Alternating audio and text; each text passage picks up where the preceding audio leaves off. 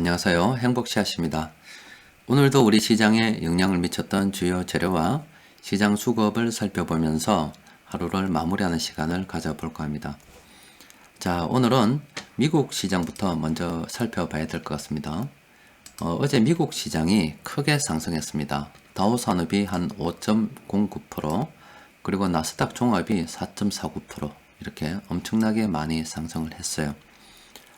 미국 시장이 저렇게 상승을 한 것은 파월 연준 의장이 우리 돈 좀 풀게, 그리고 일본 은행에서도 우리도 돈 풀게, 그리고 유럽 중앙은행에서도 우리도 돈 풀게, 이렇게 글로벌 중앙은행들이 돈 풀겠다고 이야기하다 보니까 그럼 시중에 돈이 좀 넘쳐나겠구나 하는 이런 기대감에 의해서 미국 시장이 크게 상승한 것 같습니다. 그런데 오늘 우리 시장 수급을 보면은 어제 미국 시장에서 그렇게 큰 급등이 있었던 관계로 우리 개인 투자자들이 조금 흥분했던 것 같아요. 한 7천억 원 정도 이렇게 크게 순매수를 했습니다. 그런데 조금 의외죠. 외국인 투자자들이 3천억 원 정도 팔았고, 그리고 금융 투자 쪽에서도 5천억 넘는 큰 순매도가 있었습니다. 그래서 오늘 장중 시장에서는 관망을 다시 이야기할 수밖에 없었어요. 자, 그와 관련해서 조금 이야기를 좀 해봅시다. 지금 오늘 시장에 나오는 뉴스들을 쭉 살펴보면은 이런 뉴스가 있습니다. 우리 G7 국가들이라고 해서 재무장관들이 모여가지고 코로나19 관련해서 대응책을 마련하느라 전화회의를 했답니다. 저런 G7 국가들은 전 세계에 큰일이 있을 때 저렇게 모여서 같이 의논합니다. 예전에 미국발 금융위기 때도 저렇게 모여서 의논을 했죠. 그 결과 서로 비슷한 시기에 금리를 동시에 내려가지고 경기 부양을 했습니다. 그런데 이 코로나 사태로 인해서 전 세계 경기 침체 우려가 있자 G7 국가들이 다시 모여서 이렇게 여러 가지 이야기를 했습니다. 자, 그런데 G7 국가들이 그러면은 이제 결과적으로 시중에 돈을 풀겠다는 거잖아요. 그와 관련해서 조금 살펴볼 필요가 있어요. 자, 일단 한번 봅시다. 제가 일단 이 자료는 저기 구글에서 제공하는 자료입니다. G7 국가라고 하면은 여러분 거예요. 미국, 그리고 중국 빼고 일본, 독일, 영국, 프랑스, 자, 이 나라들입니다. 그리고 이탈리아도 G7 국가입니다. 그리고 캐나다도 G7입니다. 예전에 저 러시아도 있었는데 지금 빠져부십니다. 자, 요걸 보여드리면서 각국의 금리를 자세히 한번 살펴보시면은 지금 캐나다 금리가 1.75%입니다. 그리고 이탈리아는 빵프로, 여기 이탈리아 빵프로예요. 그리고 프랑스 빵프로, 영국 0.75%, 독일 빵프로, 일본은 마이너스입니다. 마이너스 1.0%, 미국이 1.75%. 지금 금리로만 본다면 금리를 내릴 수 있는 국가는 이 캐나다하고 미국밖에 없어요. 다른 데는 빵입니다. 빵. 심지어 일본은 마이너스고. 그래서 제가 이 금리를 보여드리는 것은 지금 G7 국가 이 수장들이 모여서, 경제 관련 수장들이 모여서 이렇게 의논을 했는데, 예전에 2008년도에 비해서 금리를 인하를 해서 시중에 돈을 공급하는 데는 예전보다 상황이 좋지 않다 이 말이에요. 그래서 G7 국가들이 모여서 의논을 한다고 한들 예전만큼 저렇게 돈이 풀리겠나 하는 조금 의문을 일단 좀 가지고 있어요. 의구심을 조금 가지고 있어요. 그래서 저도 시골에 있는 개인 투자자잖아요. 제가 이런 생각을 하는데, 이 금리를 보면서 과연 G7 국가들이 모여서 시중에 돈을 풀 수는 있겠죠.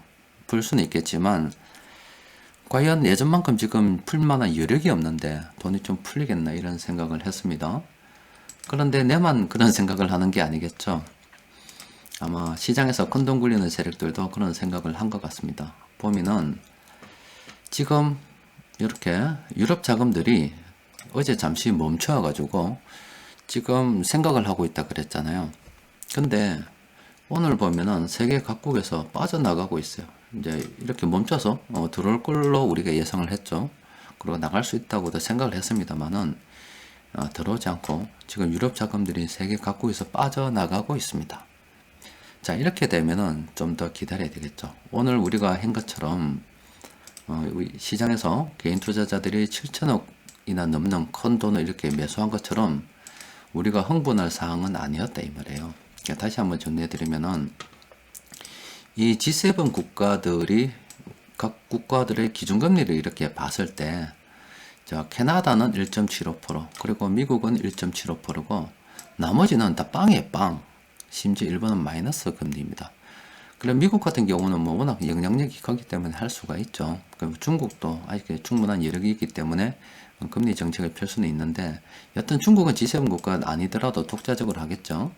근데 예전보다는 이렇게 금리 인하 여력이 크지 않다는 거고 또 이런 생각을 정말로 이 주식시장으로 치면 아마추어잖아요. 제가 10월에 있는 뭐 아무것도 없는 모르는 이런 사람도 이 정도 예측을 해내는데 시장에서 큰돈은 굴리는 세력들이 왜 모르겠냐고. 그렇다 보니까 눈치 깠어요. 그러니까 일단은 그 정도는 안 된다. 다른 게 있어야 된다 이 말이죠. 정책적으로 뭔가 나오든가 채권 매입을 하든가 물론 다른 방법은 있겠지만 일단은 의구심을 가지고 조금 부정적으로 보는 것 같아요. 그래서 좀 더 살펴봐야 될 필요가 있겠더라고요. 일단은 이제 그렇게 되면 좀 거시적인 경제 지표를 좀 봐야 되죠. 지금 요거는 미국의 장단기 금리 차입니다.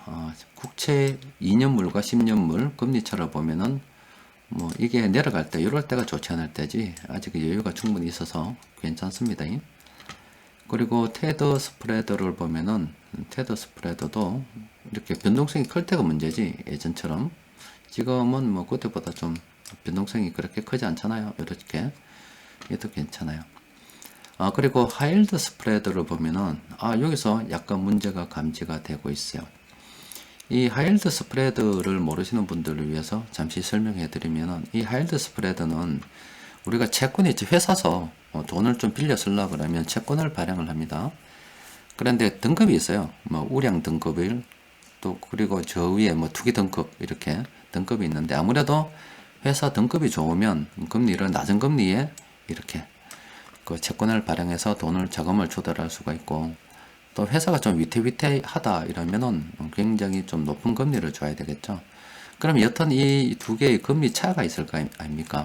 이 금리 차를 이렇게 나타낸 게 하이힐드 스프레드라 보시면 됩니다.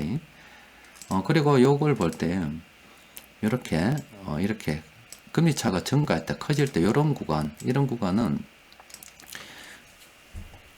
안전자산을 갖다가 선호하는 심리가 확산이 되고 있다고 보시면 돼요.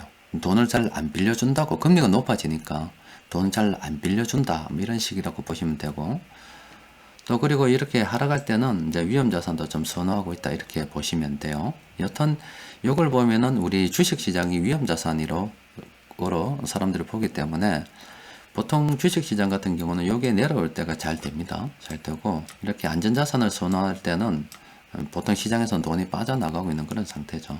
여튼 이게 또 높아지는 상태도 좋지 않은 거예요. 자, 그런데 최근 이렇게 하이힐드 채권 금리를 보면은 여기 갑자기 급등했죠. 좀 더 자세히 좀 봐드릴게요. 보면은 지금 여기 1월달부터 여기 1월 21일입니다. 우한폐렴이 처음에 우리 주식시장, 전 세계 주식시장에 영향을 미칠 때가 요 시기였습니다. 그리고 요 시기는 우리 시장으로 돈이 들어올 때예요. 유럽 자금들이 들어올 때고 다시 이렇게 변동성이 커졌습니다. 자, 그러면 지금 투자자들이 극도로 지금 불안해하고 있다 이 말이에요. 아직은 안전자산 쪽으로, 그러니까 금도 심지어 판다고 이야기했으니까 현금을 갖다가 쥐고 있으려는 심리가 강하다 이 말이에요. 그러면은 이게 이렇게 상승할 때 투자를 하는 것이 아니라 상승할 때는 좀 지켜보다가요. 이렇게 하락으로 전환될 때 우리도 시장에 개입하는 것이 이제 투자에 임하는 것이 좋습니다. 그래서 이렇게 보면은 지금 하이힐드 채권 금리를 보면은 이렇게 요게 1월 20일 맞죠? 1월 20일이고 여기 최근에 이제 다시 확진자가 급증할 때입니다. 그때 이후로 지금 조금 꺾이긴 했습니다만은 일단은 스프레드 변동성이 지금 굉장히 커져 있다 이 말이에요. 그러면 지금 우리 같은 경우는 어떻게 해야 되겠어요? 다시 관망할 수밖에 없습니다. 좀 기다려야 돼요. 오늘 시장에서 산 개인 투자자들은 총알을 좀 너무 빨리 쏘았다 이렇게 볼 수가 있겠죠. 그러니까 우리는 조금 더 관망하는 것이 좋겠고, 지금 뭐 글로벌 중앙은행 또 재무장관들 주요국에서 뭐 발표를 한다는데, 앞서 보여드린 것처럼 일단은 예전만큼 그렇게 여력이 크지 않아요. 그런데 그래도 조금 다행스러운 것은 이 코로나라는 이 사태, 이 바이러스가 얼만큼 오랫동안 지속이 될는지 모르겠습니다만은 뭐 한두 달 안에, 뭐 늦어도 한 몇 달 안에 이렇게 잡혀버리게 되면은 또 그냥 쑥 지나가는 거잖아요. 그래서 그 점이 조금 다행스럽죠. 예전에 2008년도 금융위기 같은 때 그런 것처럼 전 세계적인 금융위기를 갖다가 초래할 만한 그런 상황으로 번지게 된다면, 그거는 현재 중앙은행이 가진 여러 가지 금리, 뭐 할 수 있는 여력으로 봐서는 굉장히 불리합니다. 그런데 중앙은행에서 여력이 별로 없는 가운데 그래도 지금 현재 발생한 일이 뭐 길게 갈 만한 사안은 아닌 것 같아서 그게 조금 다행스럽다라고 볼 수가 있어요. 우리는 뭐 일단은 조금 관망하자 이런 말씀을 드리고 싶고, 그럼 관망하는 동안은 뭐 해야 되노? 그때 자, 최근 일주일 동안 뭐 한진칼, 삼성물산, NC소프트 이런 식으로 해서 이 외국인 투자자들이 그렇게 파는 가운데서도 매수하는 종목들이 있어요. 이런 것들. 또 그리고 최근에 이렇게 많이 판 종목들이 있습니다. 이런 것들. 많이 산 종목들과 가장 많이 판 종목을 동시에 다 봐야 됩니다.